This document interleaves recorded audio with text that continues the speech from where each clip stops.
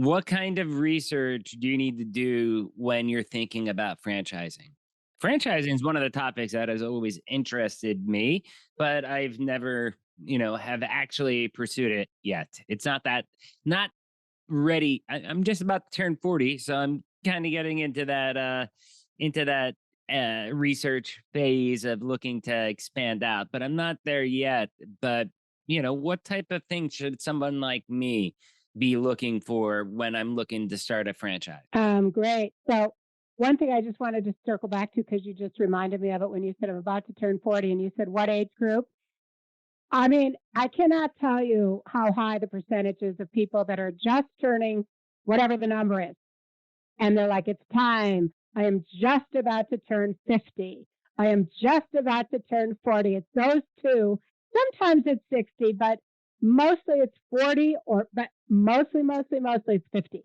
And, and timing is everything. And, you got to get your kids through college or have the funds first to get them through college. And, it's just, there's just generally speaking, sort of the time is right. People will have more time on their hands. They've got the money, blah, blah, blah. Um, the research process I feel like you walked right into this, David.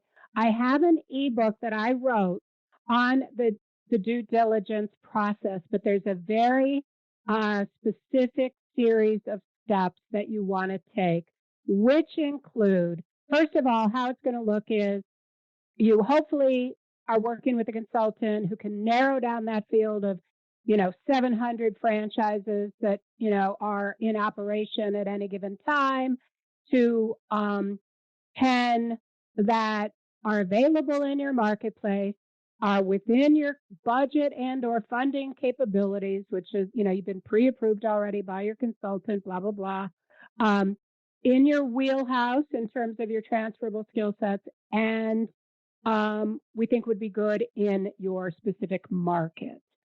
And meet your lifestyle objectives. If you don't want to work nights and weekends, of course, we're not going to look at food. If you want a Monday through Friday business, then we're going to specifically look for things like that, maybe B2B, whatever. Um, anyway, then you're going to be presented with 3 to 8 options that are available in your marketplace that your advisor thinks you should begin to look at first. Um, and then you will pick 3 or 2 that you are excited about and that you'd like to learn about first. And then you'll be introduced to the franchise development team. Now, they are in sales mode. They won't say so, but they are. And you will be going through 3 to 5 weekly discovery calls with the franchise, each of which is an hour ish, and they can run even longer. And like the first webinar might be on overall the business model. The second webinar might be on unit economics. And whatever they're allowed to disclose, they'll kind of walk through. That's kind of a fine line. At that point, you'll be disclosed, meaning you'll get that franchise disclosure document, which will be overwhelming and you're going to freak out.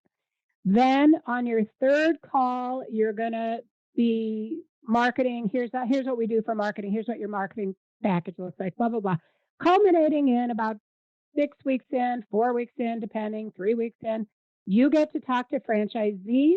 That's going to happen 1 of 2 ways. They're going to have weekly calls that management is not on, that prospective buyers can jump on, prospective investors can jump on and ask anything they want. Now's when you can ask, how much money are you making? How long did it take you to break even? What's your monthly expense rate? What's been the biggest surprise on your P&L?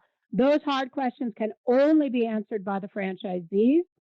And that's the most important. That's where the rubber meets the road. That's where all my deals fall apart or move forward. So now you have that discovery process where you're in what's called validation. You're speaking to other franchisees. You can build out a prospective pro forma. You can ask those hard questions. And you want to be able to speak to at least 5 of those people because you're going to see a world of difference, right? Some people are in every system. Every business, there's high performers, low performers, and everybody else in between. Um, then you'll be invited to the corporate office virtually or in real time for what's called Meet the Team Day. And that's when they expect you to make a decision.